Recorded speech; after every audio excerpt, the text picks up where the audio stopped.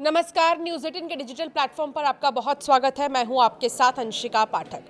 उत्तराखंड की विश्व प्रसिद्ध चार धाम यात्रा से जुड़ी एक बहुत बड़ी खबर सामने आ रही है। राज्य सरकार चार धाम यात्रा पर आने वाले श्रद्धालुओं से रजिस्ट्रेशन फीस लेने पर विचार कर रही है। इस प्रस्ताव पर अंतिम फैसले से पहले डिटेल्ड अध्ययन के लिए कमेटी गठित कर दी गई है।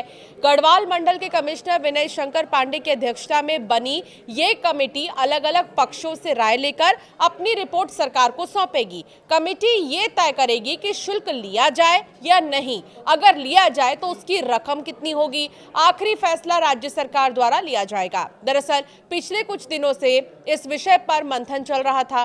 चार धाम यात्रा से जुड़े विभिन्न स्टेक होल्डर्स जैसे होटल व्यवसायी, तीर्थ पुरोहित, स्थानीय व्यापारी और अन्य संबंधित पक्षों से अलग अलग चरणों में बातचीत की गई है।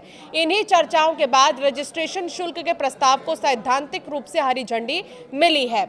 सरकार की ओर से जो तर्क सामने आया उसके मुताबिक यात्रा के दौरान अवांछित तत्वों पर निगरानी मजबूत की जा सके, केवल गंभीर और वास्तविक श्रद्धालु ही यात्रा के लिए पंजीकरण कराएं, ऑनलाइन रजिस्ट्रेशन प्रक्रिया को ज्यादा सुव्यवस्थित और जिम्मेदार बनाया जा सके, भीड़ प्रबंधन और सुरक्षा व्यवस्था को और प्रभावी किया जा सके।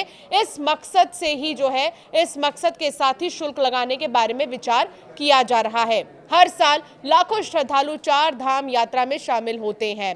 अब ऑनलाइन रजिस्ट्रेशन जरूरी होने के बाद प्रशासन यात्रा प्रबंधन को और बेहतर बनाने की दिशा में कदम बढ़ा रहा है। कमेटी अपनी विस्तृत रिपोर्ट तैयार कर राज्य सरकार को सौंपेगी। इसके बाद ही ये तय होगा कि रजिस्ट्रेशन शुल्क लागू किया जाए या नहीं और उसकी दर क्या होगी, कितना रजिस्ट्रेशन चार्जेस लगने वाला है, इसके बारे में भी कुछ समय बाद आपको पता चल जाएगा। आपकी राय क्या है रजिस्ट्रेशन फीस पर चार धाम यात्रा की?